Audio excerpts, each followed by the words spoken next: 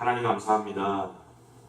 나에게 너무나 많은 것이 있기에 구별하여 드리는 것이 아니라 나에게 많이 부족한 것이 있지만 이 모든 것 하나님이 채워주셨기에 구별하여 아버지 앞에 드리며 감사한 마음으로 아버지 앞에 올려드리며 정성껏 아버지 앞에 올려드리오니 하나님 이 귀한 헌금 기쁘게 받아주시고 귀한 물질과 그 마음을 기쁘게 기억하여 주시옵소서. 이 안에 기도의 제목이 오늘도 담겨 있습니다. 하나님 이 기도의 제목이 이루어짐이 있게 하시고 이 기도의 제목이 결실이 있게 하여 주시옵소서. 아버지 하나님 귀한 헌금을 통하여 더 아름답고 하나님 원하시는 일들 이루어가기를 원하오니 교회의 지혜를 더하시고 아버지 은혜를 더하여 주시사 물고가 활짝 열려 그 일들을 이루어가도록 하나님 도와 주시옵소서.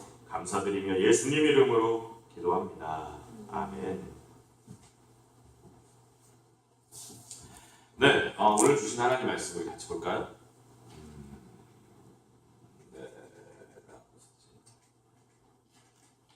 네, 6장 13절 17절의 말씀 신약성경입니다. 신약성경 에베소서 6장 13절부터 17절까지의 말씀 한 절씩 우리 교독하시고요. 17절의 말씀 같이 공독하기로 합니다. 에베소서 신약성경 에베소서 6장 13절부터 17절 제가 가진 성경으로 317페이지인데요.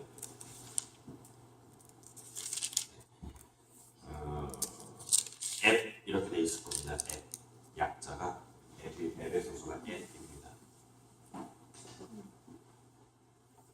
에베소서 6장 13절부터 17절까지의 말씀.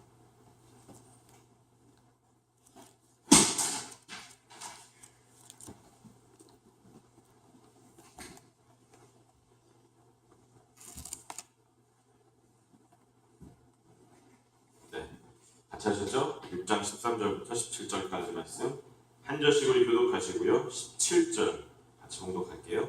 그러므로 하나님의 전신갑주를 취하라. 이는 악한 날에 너희가 능히 대적하고 모든 일을 행한 후에 서기 위함이라. 그런즉 서서 진리로 너희 허리띠를 띠고 의의 호심경을 붙이고 평안의 복음이 준비한 것으로 신을 신고 모든 것 위에 믿음의 방패를 가지고 이로써 능히 악한 자의 모든 불화살을 소멸하고 함께 있습니다. 구원의 투와 성령의 검 곧 하나님의 말씀을 가지라. 아멘. 예, 오늘 제목은요. 꽉 쥐어야 할 성령의 검. 꽉 쥐어야 할 성령의 검. 제목입니다. 네, 연예계 또 정치계 큼직한 사건들이 많이 일어나죠.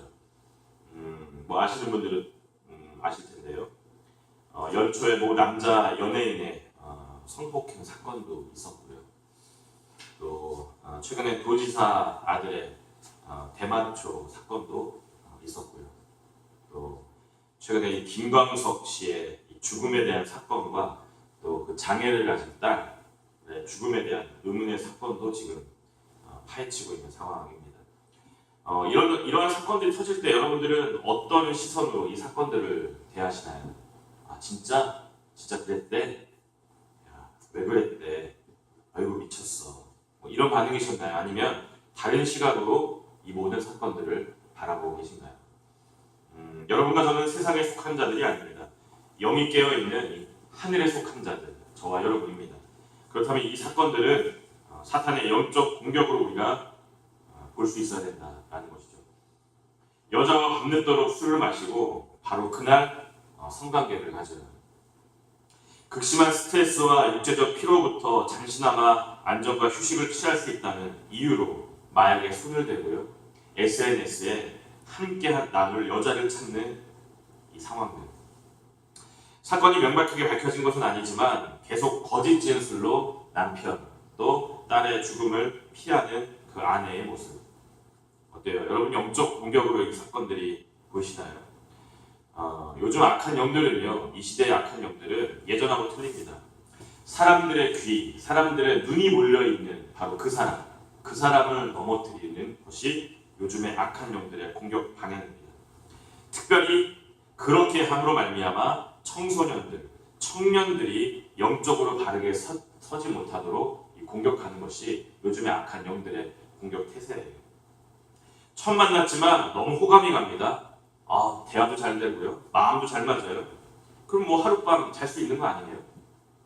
음란의 영으로 공격을 하는 거죠. 합법적인 것이 아닐지라도 마약을 통해 그 시간들을 이겨내는 게 뭐 어떻습니까? 자기 주장으로 살아가는 거죠. 돈이 없어서 그랬어요. 돈이 없어서. 돈 없어봐요. 아무것도 안 보입니다. 돈의 노예가 되게끔 만들어가는 이 영적 공격. 여러분 어떠세요?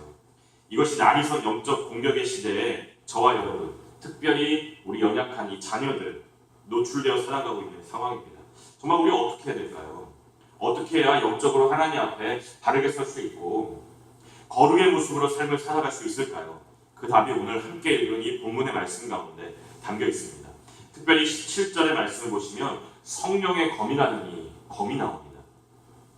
근데 제가 오늘 본문을 묵상하면서 특이한 점을 발견했는데 첫 번째는요, 이겁니다. 성령의 검만이 공격용 무기다라는 겁니다. 공격용 무기다. 여러분 앞에 나오고 있는 진리의 허리띠, 의의 호심경, 평안의 복음의 신, 믿음의 방패, 구원의 투구, 이게 방어용입니다. 방어용. 근데 하나님께서는요, 이 하나님의 전신갑주를 방어용 장비로만 끝내지 않으시고 마지막 장비로 성령의 검이라고 하는 공격 무기를 우리에게 주셨다라는 것이죠. 이게 뭘 의미할까요? 여러분 한번 생각해 보세요. 전쟁에 나가는 군인이, 또 형님이 군인이시니까 군인이 방어용 장비만 잔뜩 가지고 무기를 손에 들지 않고 있다. 그 전쟁에 이길 수 있을까요? 절대 이길 수가 없습니다. 이것과 마찬가지로 영적으로 우리가요, 방어용 무기만 가지고 있어서는 안 된다는 겁니다. 성령의 검을 들고 적극적으로 악한 영들과 싸워야 된다. 이것이 오늘 우리에게 주시는 메시지다라는 것이죠. 한번 이 말씀 우리 같이 한번 읽어볼까요? 함께 읽습니다. 시작. 그런즉 너희는 하나님께 복종할지어다. 마귀를 대적하라. 그리하면 너희를 피하리라. 아멘. 적극적으로 맞서라 라는 말씀입니다. 이처럼 우리가 성령의 검을 손에 들고 마귀와 적극적으로 맞서 싸우면 어떤 일이 일어날까? 이 말씀 우리 한번 같이 읽어볼까요? 함께 읽습니다. 시작. 여호와께서 너를 대적하기 위해 일어나는 적군들을 네 앞에서 패하게 하시리라. 그들이 한 길로 너를 치러 들어왔으나 네 앞에서 일곱 길로 도망하리라. 아멘. 우리가 신앙생활하면서요, 이런 승리의 기쁨을 좀 맛봐야 되는 거 아니겠어요? 고기도 먹어볼 사람이 잘 먹는다고 이 기쁜 승리도 자꾸 승리를 경험해보는 사람이 더 큰 승리를 맛보는 겁니다. 그래서 여러분 한사람교회 모든 성도님들이 지금까지 어떤 소극적인 태도를 오늘 이 예배를 통해 다 청산하시고 성령의 검을 손에 들고 일곱 길로 도망갈 악한 것들을 바라보면서 힘차게 나아가시길 간절히 축복을 드려요. 그런가 하면 두 번째는 이겁니다. 이 성령의 검이라는 항목에 갖는 두 번째 특징이 무엇이냐? 여러분 눈앞에 보이는 그대로입니다. 이 부연 설명이 있다는 겁니다. 부연 설명이. 여러분 17절의 말씀 펼쳐놓고 계신데 한번 보세요. 구원의 투구와 성령의 검, 곧 하나님의 말씀을 가지라 라는 겁니다. 앞에 있는 항목들은 곧이라면서 부연 설명은 없었었는데 성령의 검에만 왜 부연 설명을 하고 있는 걸까? 왜 그럴까요? 왜냐하면요, 사람들이 이 부분에 대해서 오해를 많이 하고 있기 때문에 그래요. 보통 우리가 생각하기로 성령님, 순간적으로 떠오르는 이미지가 어떤 거냐면 뜨거움입니다. 뜨거움, 열정. 그래서 성령하면 감정이 막 뜨거워져요. 여러분 찬송가 같은 것도 보면요, 불로 충만하게 하소서 뭐 이런 찬양이 있는데 이거 다 성령 찬양입니다. 성령 찬양. 그래서 우리 머릿속에 자연스럽게 자리 잡고 있는 것으로 이 성령의 검을 바라보면 어떤 뜨거움, 열정 이렇게 해석할 수가 있다는 거죠. 성경은요, 그게 아니다라는 걸 가르쳐 주는 겁니다. 너희들이 생각하고 있는 그런 뜨거움, 열정 그런 게 아니고 너무나도 냉철한 하나님의 말씀, 바로 그것이 성령의 검, 공격용 무기다라는 것을 오늘 성경은 우리에게 이야기하고 있다는 것이죠. 이게 얼마나 중요한 이야기인지 몰라요. 사도행전 12장에 보면요, 흥미로운 이야기가 나옵니다. 우선 이 12장 1절과 2절의 말씀 한번 여러분 보실까요? 헤롯 왕이 기독교를 박해해요. 그때 헤롯 왕이 손을 들어 교회 중에서 몇 사람을 해하려 하여 요한의 형제 야고보를 칼로 죽이니 큰일 났습니다. 교회의 중요한 임원들, 직분자들을 하나씩 죽이기 시작하고요. 감옥에 넣기 시작하는 겁니다. 야고보를 무참하게 죽인 그들이요 베드로를 옥에 가둡니다. 초대교회 입장에서는 정말 절체절명의 위기입니다. 이 내용이 이제 사도행전 12장에 흘러나오는 내용인데요. 근데 이 내용 감사하게도요 그 위기 가운데 주의 은혜로 헤쳐나오는 것으로 이 이야기가 마무리됩니다. 23절의 마지막 말씀 이렇게 말씀이 기록되어 있어요. 헤롯이 영광을 하나님께 돌리지 아니하므로 주의 사자가 곧 친히 벌레에게 먹혀 죽느니라 라고 이야기합니다. 근데 제가 특이한 걸 생각하는 것은 이런 위기 속에서 악한 왕이 죽었다라는 말씀이 나오는데 그 다음 24절의 말씀을 여러분 보세요. 한 말씀을 더 첨가합니다. 한번 이 말씀 같이 읽어볼까요? 시작. 하나님의 말씀은 흥하여 더하더라. 아멘. 참 묘한 대조 아니에요? 왜 박해자 헤롯의 죽음을 이야기하면서 끝에 이 말씀을 넣었을까요? 가만히 생각해 보니까요. 초대교회가 이런 엄청난 박해, 엄청난 시련, 엄청난 고난 앞에서 이겨냈다는 겁니다. 승리했다는 겁니다. 원동력이 무엇이냐? 말씀이었다는 거예요. 하나님의 말씀을 가지고 이겨냈다는 것을 강조하기 위해서 오늘 이 말씀이 기록되어져 있다는 겁니다. 또한 그런 박해 가운데서도 하나님의 말씀으로 무장한 그들이었기 때문에 점점 더 교회가 부흥하게 되었다, 성장하게 되었다, 그 이야기를 강조하고 싶었던 것이죠. 여러분 이 구도는요 요한복음 6장에라도 잘 나타나 있는데요. 요한복음 6장에 보면 여러분이 잘 아시는 오병이어 사건이 기록되어 있어요. 오병이어 사건.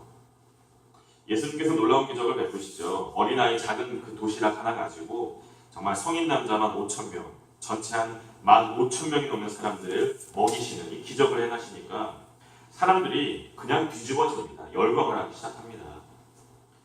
뭐 요즘 가수 이야기하면 여러분들이 뭐 그게 누군가 못 알아들으실 테니까 싸이 아시죠? 뭐 요즘은 다 아시니까. 싸이가 한동안 강남 스타일로 유명했을 때 프랑스 파리를 갔습니다. 에펠탑 앞에 공원이 있는데 수많은 사람들이 모여서 싸이 노래를 하고 있었어요. 근데 여러분 지금 주님 앞에 열광하는 사람들은요 그것보다 더 했다는 거예요. 왕으로 삼아야 된다, 지도자로 삼아야 된다, 막 열광하는 그들에게 주님이 이야기하십니다. 나는 생명의 떡이다. 이러면서 이제 말씀을 선포하기 시작해요.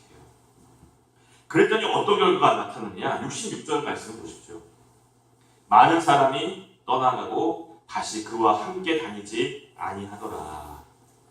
참 세상에 오병이어 기적을 베풀었을 때 그들의 배고픔을 해결해 줬을 때는 그렇게 열광하며 손짓하며 따라다니던 이 군중들이 생명의 말씀을 가르쳐주기 시작하니까 너무 졸려요. 너무 따분해요. 다 떠나갔다는 겁니다. 말씀 앞에서. 그 상황에서 주님이 질문을 합니다. 67절의 말씀 보세요. 예수께서 12제자에게 이르시되 너희도 갈 거냐? 그때 68절의 말씀 같이 한번 읽어볼까요? 시작. 시몬 베드로가 대답하되 영생의 말씀이 주께 있사오니 우리가 누구에게로 가오리까? 아멘. 제가 이 요한복음 6장을 읽다 보니까요 예수님을 따르는 사람들이 두 부류로 나눠진다라는 걸 알게 됐습니다. 하나는 눈에 보이는 기적, 보리떡 5개와 물고기 2마리, 사람을 먹이는 이 신비한 일에만 관심 있는 사람들이 있고요. 또 한 부류는요 그런가 하면 또 한 부류의 사람들은 기적을 경험하는 것도 너무 좋지만 생명의 말씀에 더 관심이 있는 이 베드로와 같은 제자들과 같은 사람들로 나누어진다는 것입니다. 여러분 오늘 날씨 너무 좋은데요. 이 날씨의 유혹을 이기고 여러분들이 예배 자리에 오셨는데요. 여러분 요한복음 6장을 가지고 적용을 한다면 지금 대한민국에 있는 수많은 교회들, 그 안에 있는 성도님들 어느 쪽 사람들이 많을 것 같으세요? 신비한 체험, 기적을 경험하는 거, 그거에 관심 있는 부류들, 또 한 부류, 생명의 말씀에 관심 있는 부류, 어느 쪽 사람들이 많은 것 같으세요? 이게 슬프게도 정답은요. 여러분 우리나라에 기독교가 들어온 지가 한 100년을 넘어 200년 가까이 가고 있지만 여전히 돌아보면 성령의 검, 곧 하나님의 말씀, 그 말씀을 소중히 여기는 분들은 사실 많지가 않습니다. 참 가슴 아픈 일이라 생각합니다. 성령 치유 집회, 성령 은사 집회, 이런 집회 막 쫓아다니면서 참석해가지고 기적을 맛보고 은혜 경험하는 거, 저는 그거 반대하지 않습니다. 가능하면 가시면 좋습니다. 그 역사를 좀 믿고 있기 때문에 그래요. 제 삶을 돌아봤을 때 성령의 은혜로만 설명이 될 수밖에 없는 일들이 제 삶에 너무 많기 때문에 그래요. 그러나 그럼에도 불구하고 제가 염려하는 건요, 어떤 경우에라도 그것으로 치우쳐버리고 끝나버리면 안 된다는 사실입니다. 그 은혜와 회복을 가지고 말씀으로 깊이 들어오셔야 된다는 겁니다. 그러나 그것으로 이어지지 않는 경우가 너무나도 많다는 사실입니다. 죽은 나사로를 살려내시는 기적의 역사를 이루셨습니다. 근데 그게 무슨 의미가 있냐고요? 2000년이 지난 지금까지 나사로가 살아있나요? 아닙니다. 조금 더 살고요, 죽었어요. 예수님이 살려내셨다는 의미는요, 이 땅에 오신 예수 그리스도께서 십자가 지심으로 생명을 살리는 능력자가 되실 것임을 그 사건을 통해 우리에게 보여주시기 위함이었다는 것이죠. 그렇기 때문에 그런 생명의 말씀을 읽을 때 그 기적만 보는 것이 아니라 말씀으로 깊이 들어가서 여러분 삶에 그 말씀을 적용하셔야 된다는 겁니다. 나사로를 살리신 예수님께서 우리 가정도 살려주시겠구나. 무기력하고 공허하고 의욕 없이 지내고 있는 바로 나를 살려주시겠구나. 말씀을 적용해야 된다고요. 내 삶에. 이렇게 살아있는 말씀을 붙잡는 일까지, 적용하는 일까지 이루어져야 된다. 그것이 바로 성령의 검, 말씀의 검을 내가 쥐게 되는 이 능력이 된다는 것이죠. 그래야만 여러분의 손에, 바로 제 손에 성령의 검, 하나님 말씀을 쥐게 되는 역사가 일어난다고요. 중보기도 합니다. 한사람교회 모든 성도님들이 그런 역사를 맛보시어 승리하게 되시기를 간절히 기도합니다. 저는 이런 맥락에서 오늘 본문의 말씀이 참 의미가 있다고 보는데요. 특별히 오늘 이 17절에 성령의 검, 곧 하나님 말씀을 가지라, 이 말씀에 어떤 의미가 있는 것일까? 짧게 두 가지로 여러분과 나누려고 합니다. 첫 번째는 바로 이거예요. 영적 싸움은 진리를 지키는 것임을 우리에게 알려주고 있다는 것입니다. 성경은요, 마귀의 숙성을요, 거짓으로 이야기합니다. 마귀는 거짓된 자들이다. 요한복음 8장 44절의 말씀을 보실래요? 이는 그가 거짓말쟁이요 거짓의 아비가 되었습니다. 사탄을 이야기합니다. 근데 여기에 반해서 주님은 무엇이냐? 요한복음 17장 17절의 말씀, 아버지의 말씀은 진리니이다. 아멘. 여러분, 살아계신 하나님 말씀과 악한 영과 거짓과 진리의 구도로 오늘 말씀이 묘사를 하고 있잖아요. 그리고 이 다음 말씀 참 중요합니다. 한번 이 말씀 같이 읽어볼까요? 고린도후서 6장 7절의 말씀인데요. 시작. 진리의 말씀과 하나님의 능력으로 의의 무기를 좌우해 가지고, 아멘. 그래서 이걸 종합해 보니까요, 거짓의 영과 싸워 이기려면 진리의 말씀을 내 손에 쥐고 있어야 된다는 겁니다. 근데 왜 그래야 되느냐? 영적 싸움이라는 건 다른 게 아니다. 내 안에 있는 이 진리를 지키는 것이 영적 싸움이다라는 것이죠. 성령의 검입니다. 검. 여러분 손에 꽉 쥐고 있어야 된다고요. 놓치면 안 됩니다. 그런데 그 검이 뭐라고요? 하나님의 말씀이라고. 하나님 말씀을 요한복음에서 방금 뭐라고 그랬어요? 진리라고 했습니다. 진리. 그렇기에 이 진리를 빼앗기지 아니하고 지키는 싸움이 바로 영적 전쟁이라는 겁니다. 토저라고 하는 외국의 신학자가 하나님 편인가 세상 편인가라는 책을 썼는데요. 이 책이 주로 다루고 있는 내용이 뭐냐면은 이 교회는 영적 싸움을 피할 수 없다는 겁니다. 왜냐하면 이 교회 안에도 가짜가 들어올 수 있기 때문이다라는 거예요. 우리 눈에는 보이지 않지만 이 가짜가 이 안에 들어올 수 있다는 겁니다. 그렇기에 교회의 중요한 사명은요, 그 가짜들에게서 진리를 지켜내는 것, 이것이 교회의 사명이다라는 거였어요. 여러분 앞에 서 있는 저도요, 흠도 티도 없는 목회자가 되려고 매일매일 삶이 정말 발버둥을 치고 발악을 하며 살아갑니다. 그 이유가 있습니다. 혹시나 제가 윤리적으로 도덕적으로 흠이 잡혀버리면 진리를 선포하는데 방해가 되기 때문에 그래요. 제가 도둑질했습니다. 제가 성폭행을 했습니다. 여기서 말씀을 전할 수 있을까요? 진리의 말씀을 방해가 된다고요.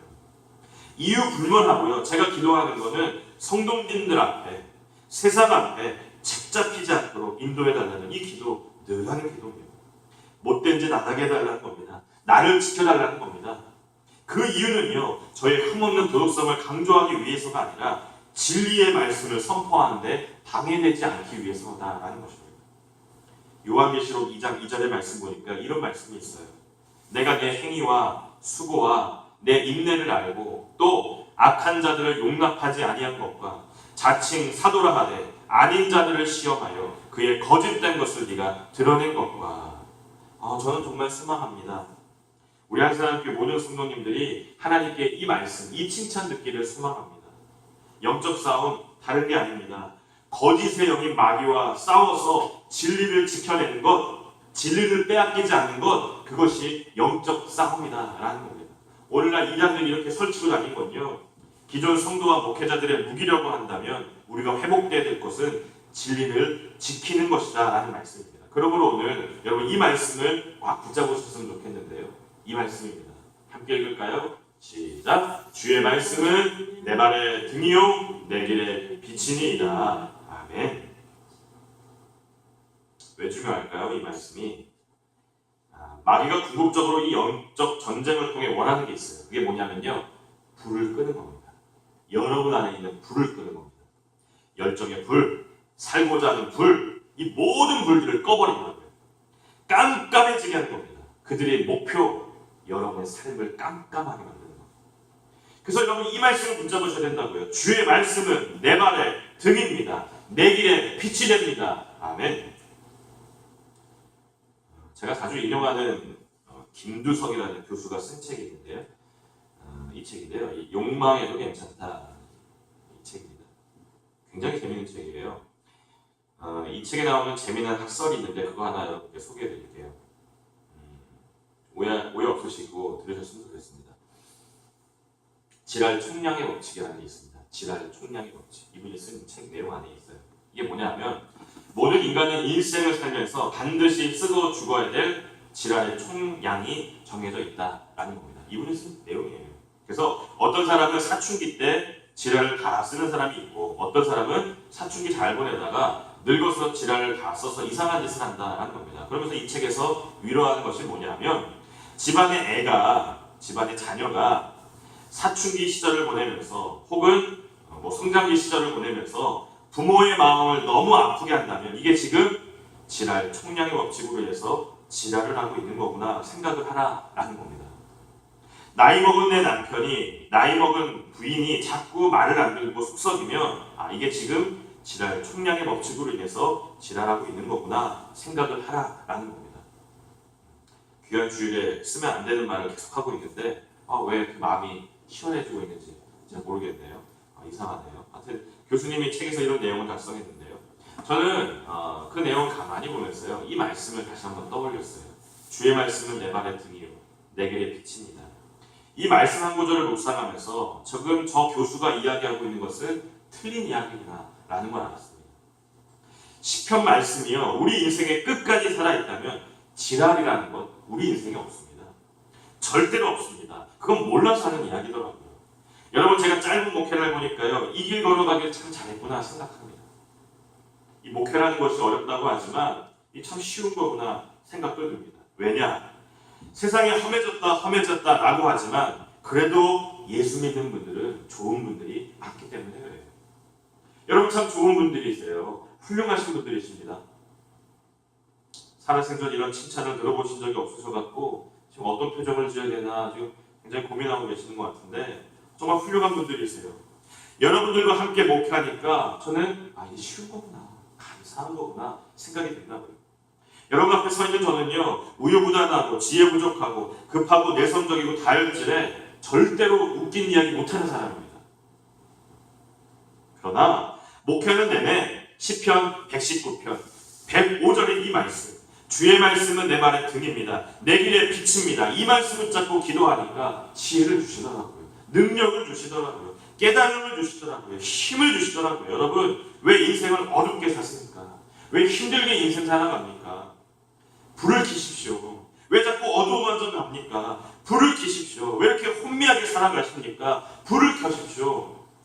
시편 119편 105절의 말씀을 오늘 붙드세요. 주의 말씀은 내 발의 등이 됩니다. 내 길에 빛이 됩니다. 이 말씀. 이 말씀이 여러분에게 살아있는 말씀이기를 간절히 축원합니다. 두 번째는 이겁니다.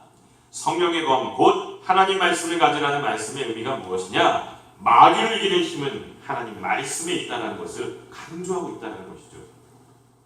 마태복음 4장에 보면요, 친히 보여주신 모범이 있어요. 4장 1절의 말씀 보시니까 예수께서 성령에게 이끌리어 마귀에게 시험을 받으러 광야로 가셨다. 이 성령 충만했던 예수님이 마귀에게 이끌려 시험 받으러 광야로 가십니다.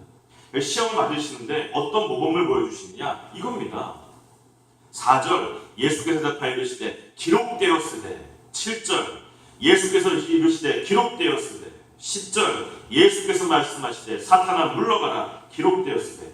세 번의 유혹이 있었는데요. 그 세 번의 유혹 앞에 주님은 동일한 이야기를 하고 계시네요. 기록되었으되, 기록되었으되, 기록되었으되. 무슨 모범을 보여주시는 걸까요?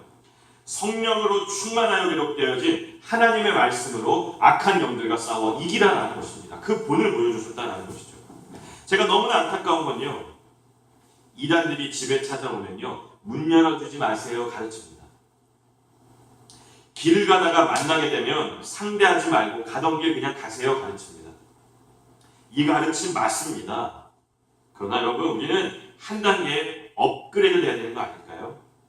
성령 충만하다면, 말씀으로 검을 들고 있다면, 어느 정도 믿음의 깊이가 있다면 이런 일이 일어나야 돼요. 여러분 집에 이단이 찾아오면요, 들어오시라고 같이 성경을 딱 펼쳐놓고 가르쳐주는 겁니다. 제대로 가르쳐줘갖고 바른 일격을 줄 수 있는 것, 여러분 그것이 진짜 우리가 해야 될 일입니다. 그들을 말씀으로 그 안에 있는 악한 영들을 쫓아내셔야 된다고요. 이런 놀라운 역사 여러분과 제가 이 땅 가운데 이루어가기를 정말 소망합니다. 여러분 각자가 많은 말씀들을 개인적으로 붙잡으면서 하루하루 열어가실 텐데요. 저는 부탁드려요. 이 말씀을 여러분이 오늘 다 붙잡으셨으면 좋겠는데요. 자, 오늘 이 말씀을 찾으면서 설교를 마무리하려고 합니다. 히브리서 4장 12절의 말씀 여러분 같이 찾아볼게요. 이 말씀을 여러분들이 오늘 찾기를 원하는데요. 히브리서 4장 12절의 말씀입니다.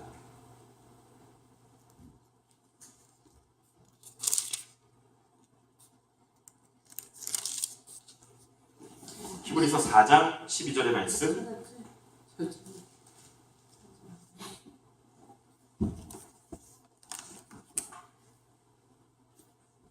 함께 읽을까요? 시작. 하나님의 말씀은 살아있고 활력이 있어 좌우에 날선 어떤 검보다도 예리하여 혼과 영과 및 관절과 골수를 찔러 쪼개기까지 하며 또 마음의 생각과 뜻을 판단하나니. 아멘. 살아계신 하나님의 말씀, 능력의 말씀이 여러분의 인생의 앞길을 밝히는 등불이 되어지기를 소망합니다. 얼마나 귀한 말씀이에요. 내 삶의 등불 되시는 하나님 말씀이 이렇게 능력이 돼서 작동될 수만 있다면 여러분 이거 삶의 기쁨 넘치는 건 한순간입니다. 그러므로 말씀이 있는 이 예배를 통해 여러분에게 성령의 검 쥐어지게 되는 역사가 일어나고요. 세상과 맞서 싸울 의욕이 생겨나는 일이 일어나게 되기를 기도합니다. 여러분 추석 연휴 기간 동안 일평생 살아가시면서 영적 전쟁 속에서 패하지 마세요. 넘어지지 마세요. 여러분 안에 있는 그 진리 작든 크든 상관없습니다. 빼앗기지 마십시오. 여러분 안에 있는 말씀의 검을 가지고 배워내시길 바랍니다. 승리하시길 바랍니다. 말씀 마칠게요. 성경에 보면 온유라는 단어가 있는데요. 그 뜻이 이렇습니다. 여러분 앞에 나와 있는 이 뜻이에요.